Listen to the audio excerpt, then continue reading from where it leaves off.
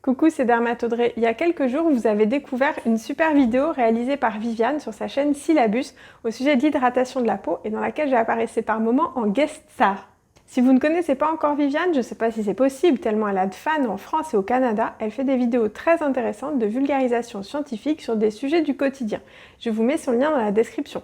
Viviane m'avait donc contactée pour échanger sur le thème de l'hydratation de la peau, comment la peau peut être sèche, pourquoi c'est pire quand elle est mouillée, comment fonctionne la crème hydratante. C'est vrai que ce sont des questions très fréquentes que tout le monde se pose, alors je vous partage à mon tour la version complète de notre discussion. La version non censurée en quelque sorte. Bon visionnage, n'hésitez pas à poser des questions dans les commentaires et regardez les autres vidéos de Syllabus aussi, vous découvrirez plein de choses.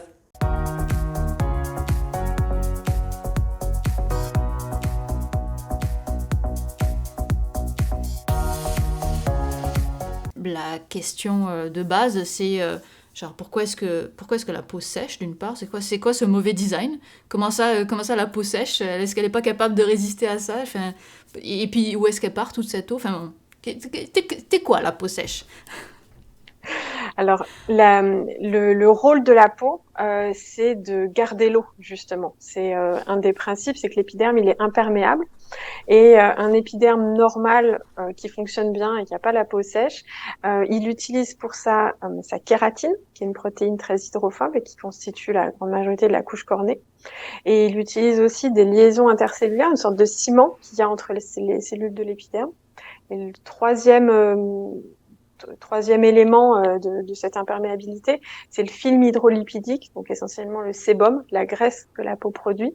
La graisse, c'est quelque chose de très hydrophobe, donc c'est très imperméable. Et ce film, cette couche qui se met par-dessus l'épiderme, ben, ça renforce son imperméabilité. Le but étant que l'eau qui est présente dans le derme, donc la couche un peu plus profonde, le derme c'est de la chair, hein, donc c'est 70% d'eau à peu près, ben, cette eau elle ne puisse pas sortir vers l'air extérieur, parce que l'air extérieur il est plus sec, il y a quoi, max 5% d'eau dans la vapeur d'eau là qu'il y a autour de nous. Donc si tu fais ce gradient de concentration entre la chair à 70% d'eau et l'air très sec dessus, bah, il faut qu'il y ait un épiderme imperméable en fait, donc hydrophobe, pour pas que l'eau passe à travers. Et donc Ok. l'hydrophobie, ça se passe par ces trois éléments-là dont je parlais. Donc en fait, c'est comme si on avait un kawaii de peau, grosso modo, mais Exactement. qui marche dans l'autre sens, ok? Mais est-ce que parce que donc ça veut dire que la peau elle est déjà pensée pour avoir ce kawaii interne. Mhm. Donc ça veut dire que c'est un dérèglement quand on a la peau sèche? Alors, génétiquement, on n'est pas tous égaux, hein, donc certains ont des capacités de peau plus solides que d'autres. C'est tout, en fait. Et donc certaines personnes, notamment les personnes qui ont un terrain atopique, sujettes à avoir de l'eczéma, de l'asthme, du rhume des foins, ont des fonctions de barrière qui sont moins efficaces. En fait. Et donc au niveau de la peau, leur sécrétion de sébum est moins importante. Au niveau de la qualité, elle est différente également. Au niveau des molécules d'adhésion, donc ce ciment là entre les briques dont je te parlais, il y a des défauts aussi, des anomalies génétiques, notamment de la filagrine. Ok, donc c'est juste que on n'est pas tous égaux, donc il y a des gens qui n'ont jamais la peau sèche. Il y a des gens chanceux qui n'ont jamais la peau sèche. Tout à fait. C'est absolument pas juste. C'est injuste. Mais ils ont d'autres problèmes. T'inquiète pas, ils ont d'autres problèmes. Ah oui, c'est un problème d'avoir la peau qui ne sèche pas? Bah, imagine si tu as une sécrétion de sébum très importante, tu vas avoir de Ah, l'acné, tu ok. vas avoir de la dermite séboréique, d'autres infections. Donc non, l'excès, ça peut être nuisible aussi.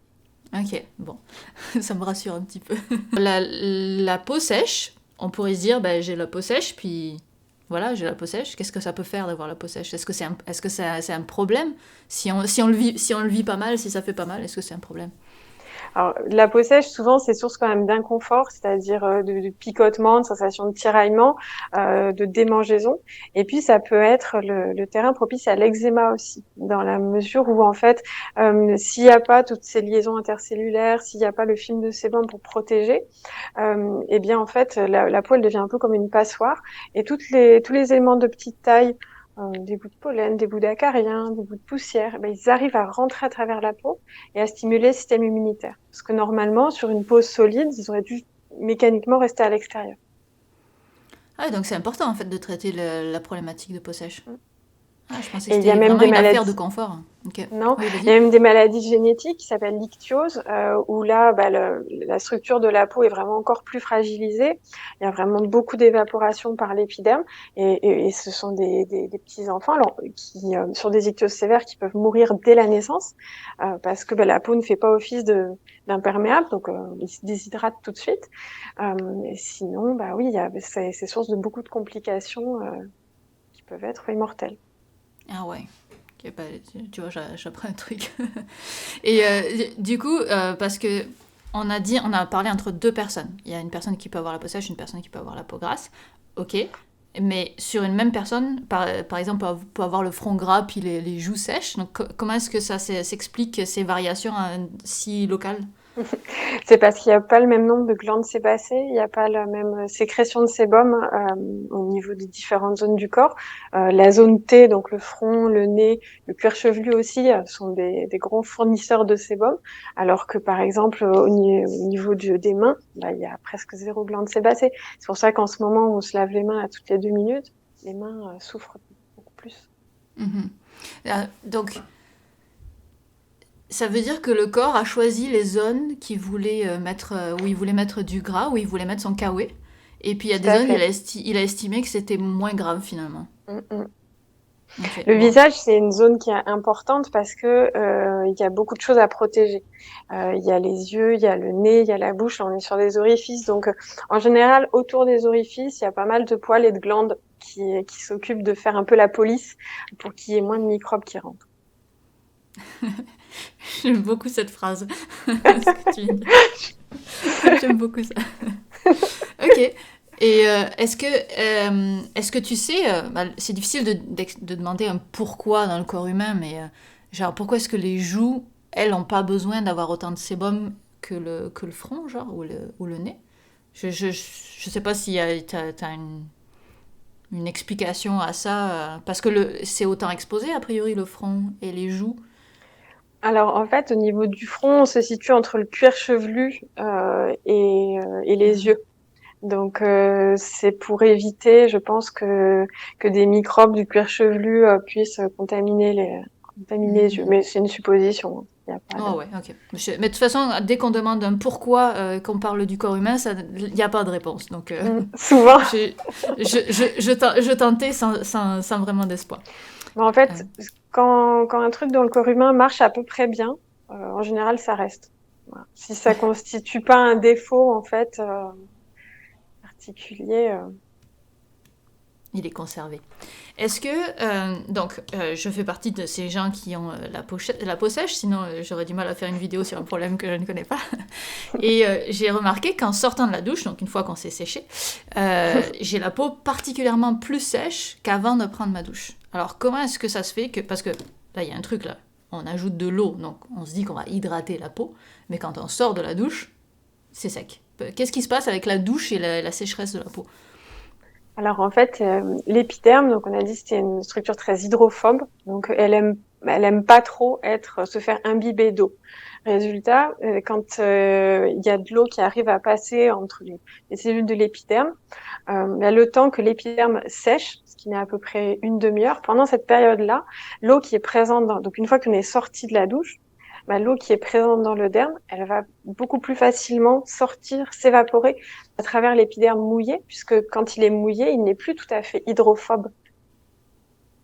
Donc, quand on sort de la douche, on se retrouve avec ce gradient entre l'air sec de l'extérieur et le derme. Et comme l'épiderme n'est plus parfaitement gras et parfaitement hydrophobe, eh bien, l'eau qui est dans le derme arrive à sortir.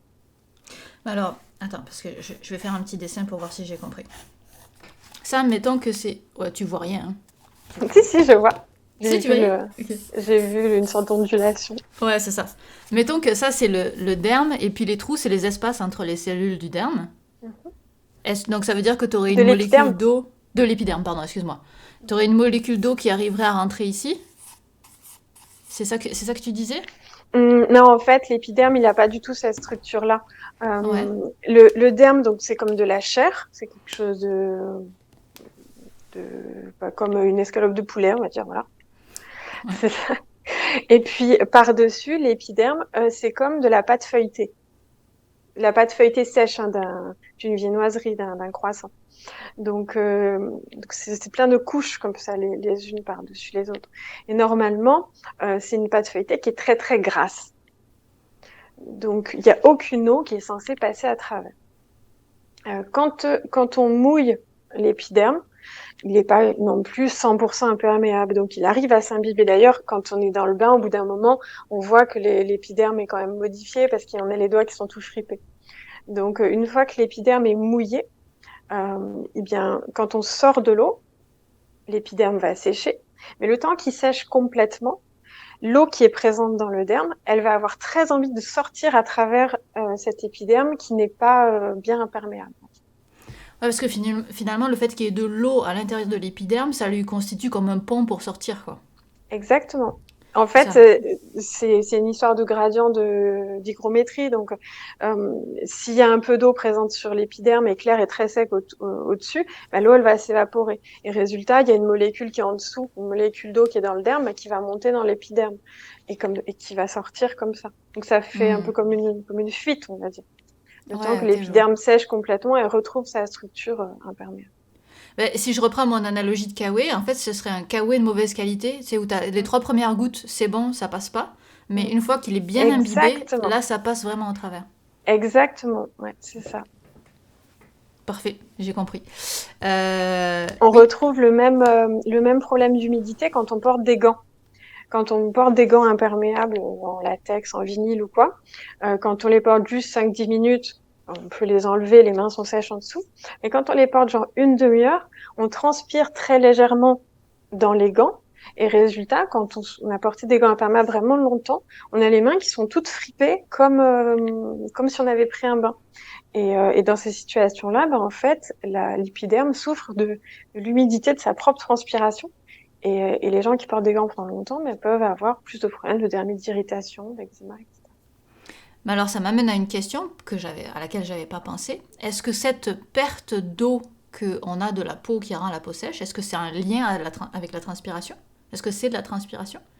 Ah non, non, c'est ce qu'on appelle la perte insensible en eau. Donc, c'est vraiment l'évaporation des molécules d'eau, hein, H2O, qui sont présentes dans le derme. C'est Donc, ça, ça n'a c'est rien à voir avec non, les glandes qui font la sudoripare. transpiration. Sudoripare, Mm. voilà. Ok, c'est ça. Dans ma tête, c'était bien différent, mais comme tu l'as évoqué avec les gants, je me suis demandé si c'était la même eau ou pas.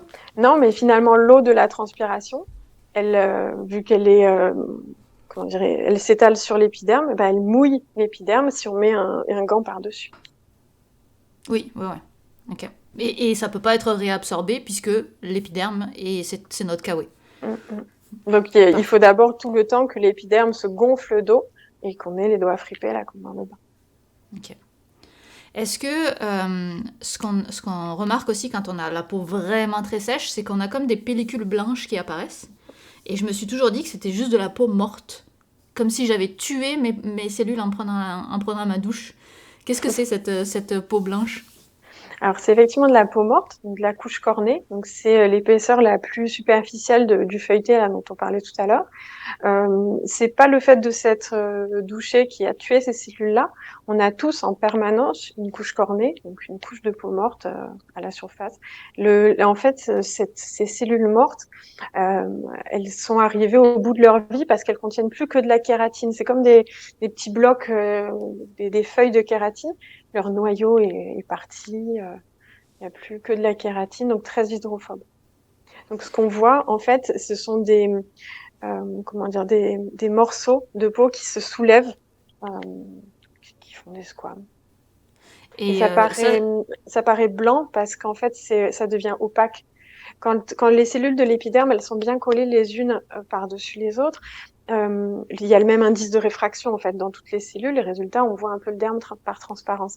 À partir du moment où on soulève un petit peu euh, une, comment dire, un morceau du feuilleté, il y a un peu d'air qui se place entre les deux, et donc ça devient opaque, ça devient blanc. je réfléchis là. J'arrive. Parce que, est-ce que. C'est parce que quand on a la peau sèche, est-ce qu'on a tendance à plus avoir cette problématique-là et d'avoir de shed, comment est-ce qu'on dit shed? De perdre plus ses... De squam, de mue. de squam, ouais. Un peu de plus muet que quelqu'un qui n'a pas la peau sèche?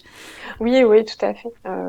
C'est cet aspect-là de squam, nous on appelle ça l'ictiose.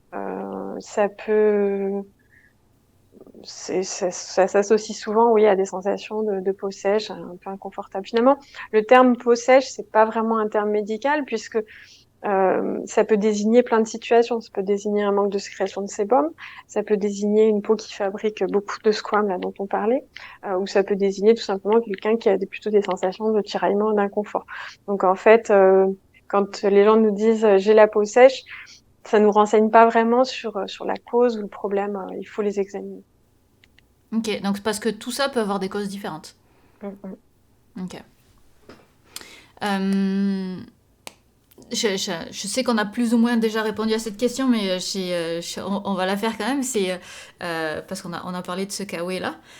Pourquoi est-ce que, parce que ça revient à la question de la douche, mais dans le sens inverse, pourquoi est-ce que le fait de mettre de l'eau sur ma peau, ça suffirait pas à l'hydrater?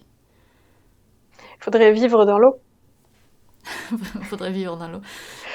Il faudrait vivre tout le temps dans l'eau. Effectivement, si on vivait tout le temps dans un milieu à 70% d'eau dans le milieu extérieur, donc et avec suffisamment de sel, d'autres minéraux, etc., pour qu'on soit vraiment dans du sérum phi, quoi, en permanence. Si on vivait dans du sérum phi, on n'aurait pas besoin d'avoir un épiderme fait pour vivre à l'air. Mais on vit pas dans du sérum phi, donc c'est pour ça qu'on a un organe qui est adapté pour faire cette barrière entre notre chair humide et pleine de minéraux et l'air extérieur. Est-ce que ça veut dire que les gens qui vivent sous les tropiques ont moins de problèmes de peau sèche? Oui, ils ont moins de problèmes de peau sèche puisque le gradient, quand l'air est très humide, le gradient entre l'humidité de la peau et l'humidité de l'air est moins important.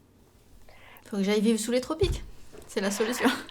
Après, il y a Il y a plus de d'autres problèmes. d'infections C'est ça. staphylocoques, il y a plus de microbes qui se développent sur la peau. Ok, on n'a rien sans rien, je comprends. Tu as parlé de plusieurs couches de la peau. Est-ce que il y a... Parce que là, on comprend... Alors déjà, pourquoi est-ce que la peau aurait besoin d'eau? Première question. Et ensuite, c'est quelle partie de la peau qui a besoin d'avoir de l'eau? Alors c'est surtout le derme en fait. Le derme, c'est comme l'escalope de poulet. Là, on comprend que c'est une chair où il y a quand même beaucoup d'eau. L'épiderme lui-même, il n'est pas vascularisé, c'est-à-dire qu'il n'y a pas de petits vaisseaux sanguins qui passent dans l'épiderme. Les vaisseaux sanguins sont que dans le derme et l'eau, elle arrive dans le derme par les vaisseaux sanguins, par la pression, ce qu'on appelle la pression osmotique, c'est-à-dire qu'il y a beaucoup d'eau dans le sang. Résultat, l'eau, elle arrive à sortir du sang pour imbiber le derme qu'il y a autour. Et l'épiderme, il est juste nourri par continuité en fait. Donc une fois que le derme est bien nourri en eau, en minéraux, en sucre, tout ce que vous voulez, et ben par diffusion, ça passe dans l'épiderme. Donc c'est pour ça qu'on a besoin que le derme il garde une certaine homéostasie, c'est-à-dire une concentration fixe en eau, en minéraux, etc., en protéines et tout, pour que l'épiderme puisse en bénéficier au-dessus. Parce que l'épiderme aussi a besoin d'eau alors. les Malgré le fait cellules. que ce soit... Ouais, ok. Dans le Les sens, cellules chaque basales, elles ont 60, les cellules basales, elles ont 70% d'eau. C'est les cellules du haut, là, vers la couche cornée, qui sont toutes sèches. Ok. La couche... Mais la couche les cellules cornées, ça fait quand même partie de l'épiderme en termes Oui. de... Ouais, En ok. fait, dans l'épiderme, il y a la couche basale qui est la couche où les cellules sont attachées au derme par la jonction dermo-épidermique. Et donc ces cellules-là, elles vont toujours rester attachées. Elles se multiplient, donc il y en a, ça fait une cellule fille et puis une qui reste attachée au sol, on va dire, à la couche basale, et puis une cellule fille là qui passe par-dessus. Et cette cellule fille, elle commence à se différencier, c'est-à-dire que elle va commencer à fabriquer plus de kératine, plus de kératine. Et au fur et à mesure de sa vie, elle est poussée par les autres cellules qui sont fabriquées en dessous. Et plus les jours passent, plus elle fabrique beaucoup de kératine jusqu'à arriver en haut, où en fait, elle n'est plus qu'un bloc de kératine. C'est ça la couche cornée. Et ça prend 1 mois où les cellules se font pousser petit à petit. Et elles ont des liaisons avec leurs copines à côté pour monter en bloc. J'aime beaucoup la représentation. Ok, est-ce que, parce que là tu dis, c'est les vaisseaux sanguins qui amènent l'eau au derme, et les vaisseaux sanguins, ils prennent leur eau de ce qu'on boit. Donc, est-ce que techniquement, on pourrait avoir la peau sèche parce qu'on ne boit pas assez? Alors, dans les situations un peu extrêmes, quand on arrête de boire pendant plusieurs jours, quand on est malade, etc., tout le corps souffre d'un manque d'eau. Donc on peut aller jusqu'à l'insuffisance rénale hein, quand il y a vraiment un gros manque d'eau. Et le derme aussi. Si vous avez que 60% d'eau dans tout votre corps, vous aurez que 60% d'eau dans le derme aussi. Et donc forcément, la peau va être plus sèche. Mais là, on est sur des situations un peu aiguës où en fait la priorité, ça va être de préserver plutôt le cœur, le cerveau, le rein Oui, que la peau. plutôt que d'avoir la peau sèche, on est d'accord. Ok. Ça, c'est bon. Je pense que j'ai fait le tour un petit peu sur la peau. Je vais entrer un petit peu plus dans la crème. Ouais. Et est-ce que tu sais à peu près, parce qu'on s'entend que toutes les crèmes ont des formulations différentes, mais la composition clé des crèmes, c'est quoi les éléments majeurs d'une crème? Alors une crème, c'est essentiellement de l'eau. Il y a Ouais. à peu près 70% d'eau aussi dans une crème souvent, et c'est une eau sous forme d'émulsion. Donc avec une phase grasse, un peu de gras. Alors ça peut être soit des huiles ou des beurres végétaux, ou ça peut être des cires, ça peut être des corps gras fabriqués de manière synthétique aussi, ou de la vaseline, la paraffine. Enfin, ça peut être n'importe quelle phase grasse, de l'eau. Et puis, au milieu, on met quand même quelques émulsionnants pour que ça fasse pas biphase. Et puis des conservateurs, souvent pour que la crème elle se conserve, c'est-à-dire qu'il n'y ait pas de microbes, parce que comme le tube de crème il est en contact avec notre peau et avec l'air extérieur, il y a des microbes qui pourraient se développer dans la crème. Ouais, trouver que c'est un bon milieu de culture, donc il faut quelques conservateurs pour éviter ça. Ça me fait penser, ma mère m'a toujours dit qu'il valait mieux acheter des crèmes. Est-ce que j'en ai parce que je sais pas. Ah oui, voilà. Des crèmes en tube plutôt que des pots de crème. Parce que comme ça c'est pas exposé à l'air, tandis que le pot de crème est exposé à l'air et donc il pourrait se développer des choses à l'intérieur. Tout à fait. Il faut toujours écouter sa maman. Bon, Non, mais je lui transférer. c'est vrai qu'en fait, en général, les pots de crème, même s'ils sont fournis avec un petit embout, une petite spatule pour moins contaminer, mais en fait, on met la spatule dans le pot, on écrase la spatule sur sa peau, donc des bactéries, il y en aura sur la spatule aussi. Donc il faudrait la nettoyer à chaque fois. Je suis pas sûre que la grande majorité des gens utilisent c'est des gants stériles pour s'appliquer la crème sur le visage. Donc, il vaut mieux utiliser des tubes ou des flacons pompes que des pots, en général. Ok. Et pourtant, il me semble que les pots, c'est eux qui sont marketés les plus chers. Hein. Ça se peut-être pas, En je fait, sais pas. oui, parce que il y a une... Après, c'est des histoires de marketing, hein, mais Ouais. effectivement, en parfumerie, le pot de crème, crème de nuit, anti-rides, c'est des habitudes. Ouais, ok. Euh, et j'aimerais qu'on parle un petit peu sur le terme crème hydratante. Parce que, est-ce que c'est vraiment son rôle à la crème? Parce que là, on a parlé des kawaii et tout, donc je commence à deviner où est-ce qu'on s'en va. Est-ce que c'est le rôle d'une crème d'hydrater? Quel est le rôle d'une crème hydratante? Allons-y comme ça. Le rôle d'une crème hydratante, ça va être de limiter la perte insensible en eau, de limiter l'évaporation de l'eau, alors soit en apportant de l'eau, soit en permettant à la peau de ne pas perdre son eau. Donc en fait, c'est vrai qu'il y a deux moyens qui peuvent être associés, hein, c'est pas antagoniste. Soit l'eau de la crème, elle est associée à des molécules qui sont très hydrophiles, comme de la glycérine ou de l'urée, donc des molécules qui captent beaucoup d'eau et qui vont faire que quand on l'applique sur la peau, c'est pas juste comme si on pulvérisait de l'eau, c'est une molécule qui est toute entourée d'eau, donc elle va rester pendant plus longtemps. Donc, soit on apporte de l'eau comme ça avec des molécules qui sont très hydrophiles, soit en fait avec la phase grasse de la crème, on renforce le film hydrolipidique, donc l'imperméabilité de la peau. Ok, j'ai plein de questions. Donc, pour amener de l'eau avec des molécules hydrophiles, on s'entend qu'à l'intérieur, ça veut dire que tu as des molécules hydrophiles qui sont tout autour d'une molécule d'eau, genre, et puis qu'on essaie de la transporter au Ah, travers de euh, l'épiderme? Non, non, c'est plutôt donc une molécule, genre de la glycérine, qui est toute entourée de molécules d'eau, comme du sucre. Euh, Quand on se rend compte que quand on a un bocal de sucre, on peut mettre de l'eau dedans, ça va mouiller en fait les cristaux de sucre, et pour autant ça va pas occuper plus d'espace. Donc c'est un peu ça. Les molécules d'eau, elles se placent tout autour de la molécule de glycérine, par exemple. Et quand on va mettre cette molécule de glycérine hydratée sur la peau, eh bien, si la peau autour est plus sèche que la glycérine, elle va pouvoir lui voler un atome, enfin une molécule H2O. C'est que des histoires de gradient de concentration, en fait, d'hygrométrie. Euh, et c'est pour ça que si on amène de l'eau, c'est un peu comme si je prends une autre métaphore qui est plus simple. Je te disais tout à l'heure, si on vit en permanence dans l'eau, effectivement, on n'a pas besoin d'épiderme solide. Bah, si tu mets un coton mouillé sur ta peau en permanence, bah, finalement, il va y avoir autant d'eau dehors que dedans. Donc la crème hydratante à la glycérine, elle sert un peu à ça. Elle sert à laisser une couche très humide, en fait, en superficie. Donc, elle hydrate uniquement la dernière couche de l'épiderme. Elle Dans hydrate tous pas en les profondeur. Ouais, dans tous les cas, quelle que soit la crème, ce n'est qu'une hydratation des couches supérieures de l'épiderme. C'est d'ailleurs marqué en tout petit sur la grande majorité des crèmes. Ok. Mais l'hydratation qui nous intéresse à long terme, c'est plutôt celle de l'hydratation du derme, Mm. j'imagine. Ok. Oui, il Donc, faut que l'eau reste dans le derme. Ouais.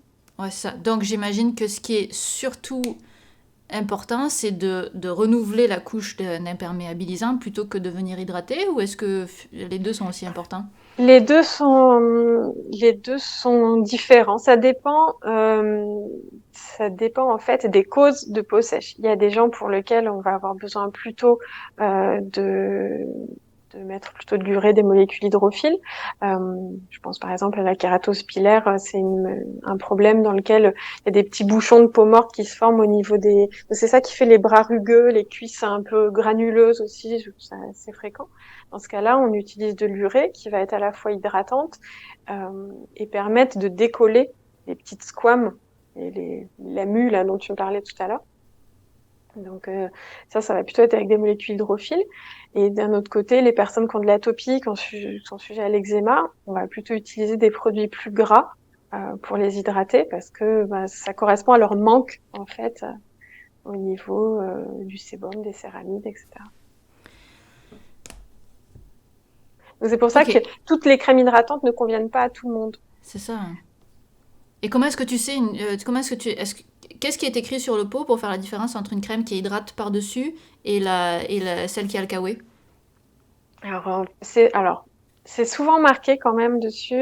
Quand il y a marqué baume, parce qu'il y a différentes textures. Il y a les baumes, les crèmes, les laits, les pommades, les lotions.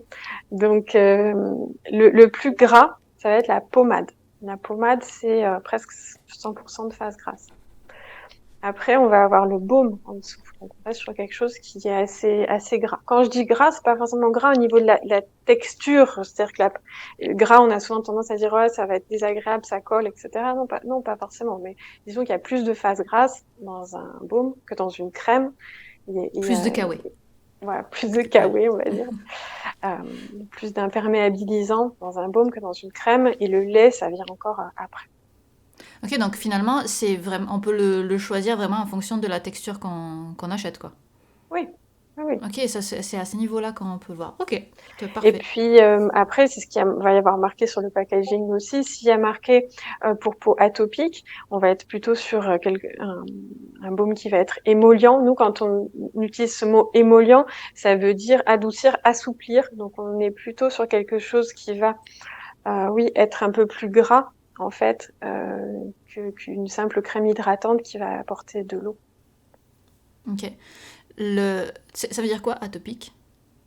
Alors, le terrain atopique, c'est une prédisposition génétique qui correspond à presque 20% des gens.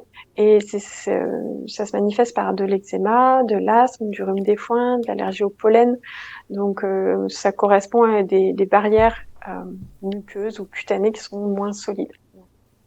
Ok.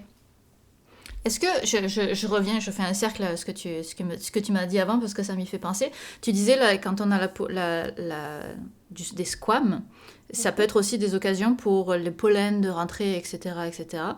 Puis là, je vais probablement dire une grosse connerie ou peut-être tu sais pas me répondre. Est-ce qu'on peut attraper des virus par la peau? Alors, tout à fait. Ouais. L'herpès, Ah, c'est un virus. mm, Ok, ouais. par Mais exemple. j'imagine tous les virus ne sont pas forcément. On parle de la Covid, c'est pas réputé pour pouvoir passer par la peau des gens qui ont la peau Ça, sèche, quoi. non, ça peut pas passer par la peau. Certains virus ont un tropisme cutané, c'est-à-dire qu'ils ont la capacité de rentrer dans la cellule de la peau et commencer à la modifier. Ce sont les virus de l'herpès, par exemple, les virus des papillomavirus, ceux qui donnent les verrues, les virus des molluscum contagiosum. Il y a plein Ok. d'infections virales au niveau de la peau. Je n'avais jamais réalisé. Ouais, voilà, maintenant oui. Ok, maintenant je reviens là où j'en étais. La dernière fois qu'on s'était parlé de ce sujet-là, tu m'avais dit finalement que le terme crème hydratante, c'était pas forcément le meilleur. Vous utilisez pas le terme crème hydratante, vous utilisez un autre terme dans la Bah, profession. émollient, c'est ce que je Émollient. disais, ouais. Émollient, ça vient du latin mollis, et ça veut dire, oui, adoucir, assouplir. Pas vraiment ramollir, mais plutôt assouplir. Ok, c'est ça, parce qu'une crème hydratante n'hydrate pas forcément techniquement. Elle Mm, empêche surtout le. C'est plutôt ça d'ailleurs qu'en général, une crème émolliente, c'est plutôt empêcher mm, la sortie de l'eau ouais, c'est que ça. hydrater. Ok. C'est quoi le lien entre l'hydratation? Parce que quand on sait, quand on a la peau sèche, on a la peau qui tire, on a l'impression d'avoir Mm. perdu toute l'élasticité de la peau. Comment ça se fait qu'il y ait ce lien entre la sécheresse et l'élasticité de la peau? Alors c'est difficile à expliquer juste avec des mots comme ça de vocabulaire, mais on vient de dire émollient, c'est ramollir, adoucir, assouplir. Et en fait, la couche cornée, quand elle est très sèche, elle est très rigide. On s'en rend compte au niveau des pieds. Quand on a beaucoup de cornes au niveau des pieds, ou par exemple au niveau des talons ou quoi, euh, donc l'épiderme, la couche cornée est très épaisse et quand elle est aussi épaisse, elle peut se fissurer. Parce que quand on marche, en fait, les mouvements entre le frottement avec la chaussure, puis rien que les mouvements d'appui de la marche, ça peut fabriquer des fissures dans cette couche cornée. Donc quand la couche cornée, elle est très épaisse ou qu'elle est très sèche et qu'il n'y a pas de film de sébum par-dessus, où il n'y a pas assez d'eau à travers, eh bien ça la rend plus rigide et donc plus cassante. C'est évident, tel que tu l'as expliqué. Parfait. Euh, Est-ce que il y a quelque chose à savoir sur comment choisir une crème hydratante qui soit... Parce que on en voit 1000, hein, et on s'entend qu'il y en a probablement plus de la moitié où c'est juste du marketing. Et donc, c'est quoi les mots-clés qu'il faut chercher? Comment est-ce qu'on choisit une crème hydratante? Une crème émolliente, pardon. C'est très difficile de te répondre parce que ça va dépendre si on s'adresse au visage ou au corps, à quelqu'un qui a réellement la peau sèche, éventuellement un terrain atopique ou de l'ictiose ou de la kératose pilaire, ou en fait quelqu'un qui cherche juste une crème confortable pour mettre après la toilette. Donc j'aurais pas de réponse générale à Mhm. donner. Mais ce dont on n'a pas parlé et qui est quand même assez important, c'est qu'en fait, quand on a la peau sèche, le principal facteur irritant qui va abîmer le film hydrolipidique, c'est le savon qu'on utilise. Et donc la priorité, quand il y a quelqu'un qui souffre de peau sèche, de tiraillement, d'eczéma, etc., c'est de vérifier qu'on a bien un savon très très doux qui ne va pas abîmer le film hydrolipidique. Parce que si on se lave les mains avec du savon de Marseille, ou du produit vaisselle, des bases détergentes qui sont très décapantes, qui vont vraiment dissoudre tout le film hydrolipidique, bah, c'est normal qu'on ait la peau sèche après. Et ça sert à rien d'aller mettre de la crème hydratante si en fait on s'est décapé nous-mêmes juste avant. Ouais, donc à chaque fois qu'on se lave, on se décape, quelque Forcément. part. Ouais. Forcément, puisque le savon, c'est une molécule qui est, enfin, comment dire, qui a un côté hydrophile et un côté hydrophobe. Donc, quand on fait mousser, on fait des micelles, donc des petites bulles avec le côté hydrophile qui est côté eau du robinet et le côté hydrophobe qui arrive à attraper quelque chose de gras. Ça peut être de la saleté qui est sur nous, hein, si on a mis les mains dans l'huile ou quoi. Mais si on n'a pas de saleté, c'est juste nos propres molécules de gras qui se font emmener. Ouais, c'est complètement contre-productif. Est-ce qu'on est en train de conseiller de pas se laver au savon?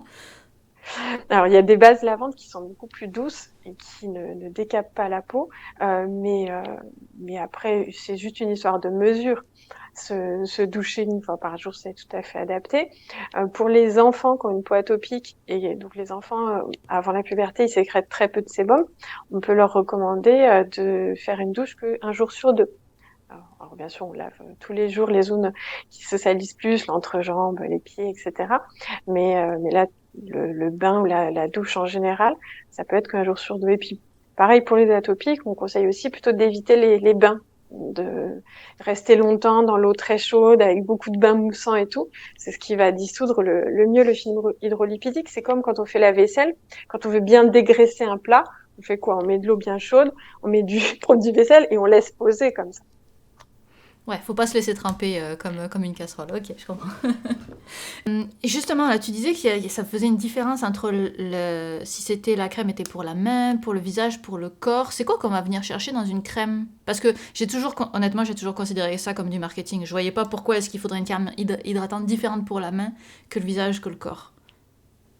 Alors souvent, on n'a pas envie d'avoir les mêmes textures au niveau du visage, au niveau des mains, vu que les capacités d'absorption, vu que l'épiderme est différent, eh bien, on va pas mettre tout à fait les mêmes compositions au niveau du visage et au niveau des mains.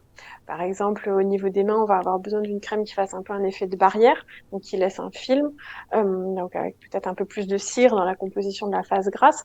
Se mettre de la cire au niveau du visage sur une zone qui sécrète déjà beaucoup plus de sébum que les mains, ça va pas être agréable. On va trouver que ça fait un effet luisant.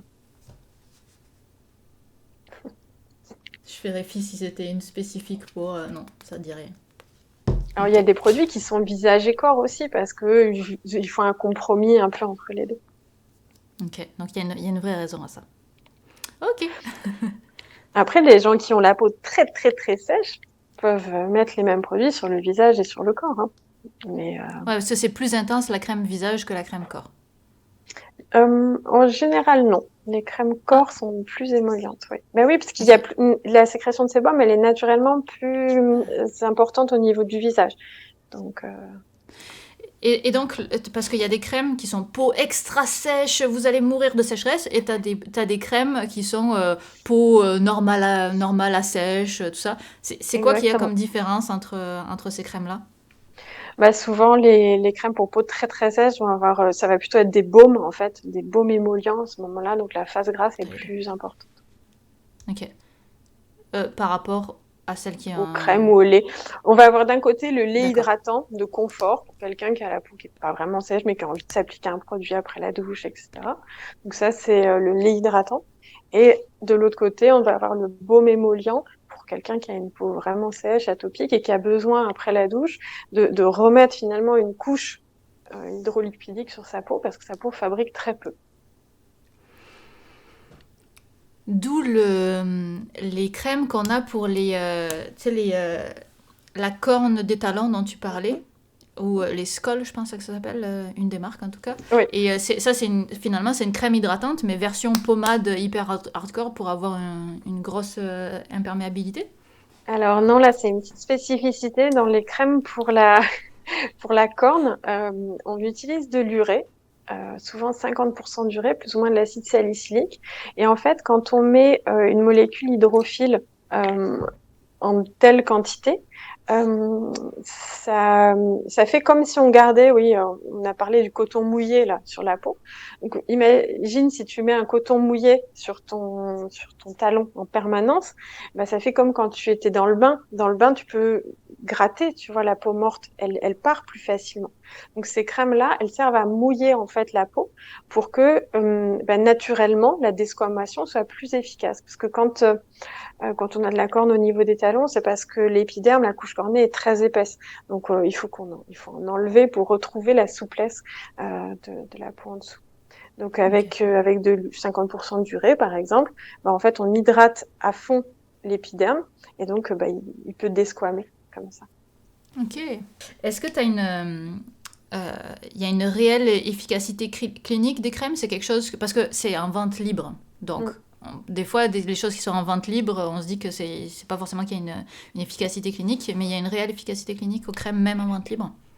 Oui, oui, puisque la perte insensible en eau, elle est quand même mesurée. C'est mesurable par une machine qu'on met sur la peau. On met la machine dans une zone où il n'y a pas de crème hydratante et dans une zone où on a mis de la crème hydratante. Et clairement, il y a une différence, c'est-à-dire qu'il y a plus d'évaporation dans la zone où il n'y a pas eu de crème que dans la zone où il y a eu de la crème hydratante. Donc il y a une réelle efficacité là-dessus. Après, au niveau de l'efficacité sur l'eczéma, par exemple, ça a vraiment été prouvé que les personnes qui ont une peau atopique, donc naturellement très sèche, quand elles mettent pas de crème hydratante, elles ont 10 fois plus d'eczéma. Ah ouais, ok. Donc Et même sans parler de cortisone ou d'autres traitements, juste en ouais. mettant une crème hydratante. Donc, ouais, c'est vraiment important de le faire. Bon, d'accord, maman, je vais le faire. Et Après, il y a des gens qui ont une peau, tu disais au début, hein, c'est qu'il y a des gens qui ont une peau normale, qui se plaignent de rien du tout. Euh, ils n'ont pas d'obligation de mettre de la crème hydratante. mhm. Est-ce que, parce que pour les gens qui ont la peau sèche, quand on se met de la crème, parfois ça se met à piquer. Mm. Et on se dit, ah bah si ça pique, c'est que ça doit faire bien effet. Qu'est-ce que t'en penses de ça?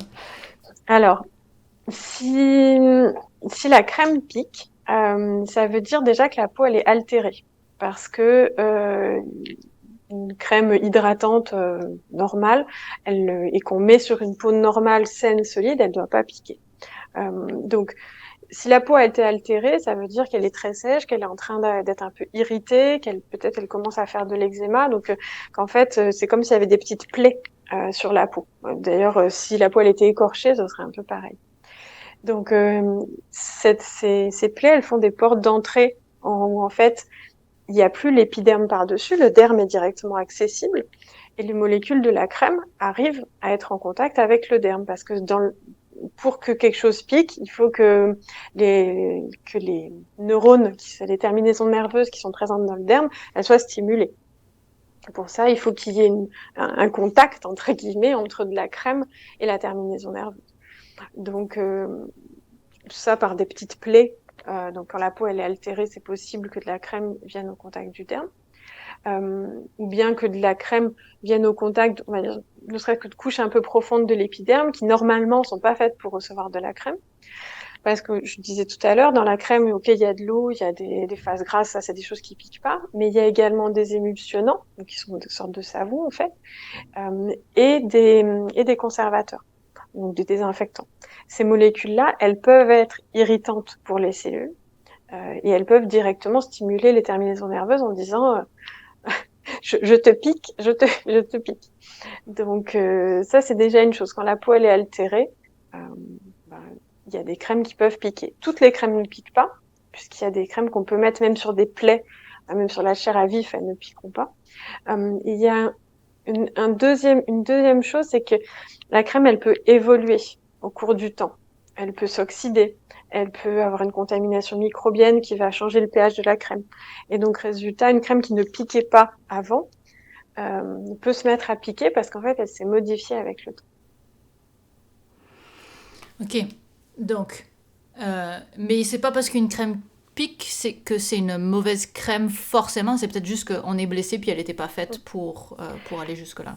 C'est parce qu'on est blessé, donc deux solutions. Soit on en met quand même quelques jours et elle permet et la crème en elle-même permet de réparer l'altération cutanée, donc ça va mieux. Soit en fait on a une altération cutanée qui est assez importante et dans ce cas-là il vaut mieux pas trop utiliser des crèmes qui piquent parce que ça pourrait déclencher une réaction allergique, une sorte de sensibilisation sur les composants de la crème parce que elle n'est pas censée parvenir jusqu'au derme. Mhm. Donc crème qui pique une fois, une fois ça va, mais vaut mieux en trouver une autre qui pique pas. Ok. Est-ce que on a l'impression qu'il y a il y a des crèmes qui coûtent 100 balles, d'autres 10 balles. Est-ce que tu sais s'il y a il y a une vraie raison derrière ça qui justifie le... Je sais que je te sors probablement pas mal de ta zone de confort là, mais si jamais t'as un avis là-dessus.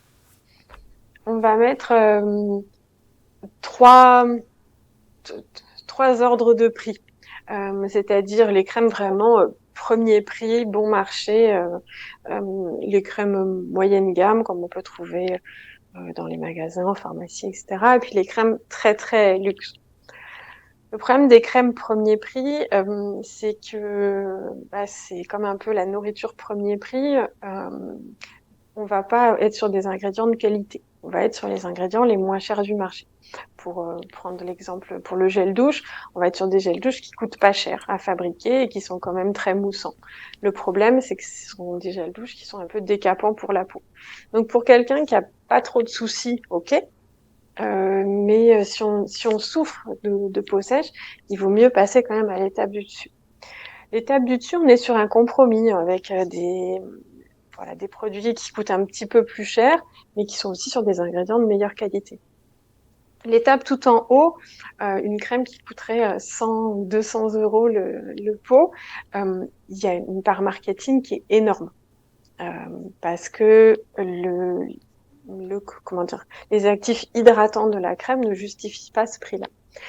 Ce qu'on peut rajouter dans une crème, ce sont des principes actifs avec différentes vertus. Anti-âge, détoxifiant, etc.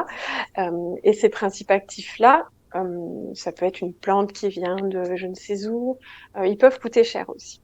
Donc c'est possible d'avoir des produits assez chers quand il y a des principes actifs particuliers. Mais si c'est juste pour l'hydratation, il n'y a pas de raison de payer 100 ou 200 euros une crème hydratante. Donc un truc de milieu de gamme, a priori, on est déjà bien pour une crème hydratante, quoi. En fait, c'est comme les vêtements. Comme les vêtements. Ouais. Un t-shirt à 1 euro, il y a peu de chances qu'il tienne bien au lavage et qu'il dure 20 ans. Au bout d'un moment, il est un peu déformé, il est devenu gris, il a bouloché, voilà.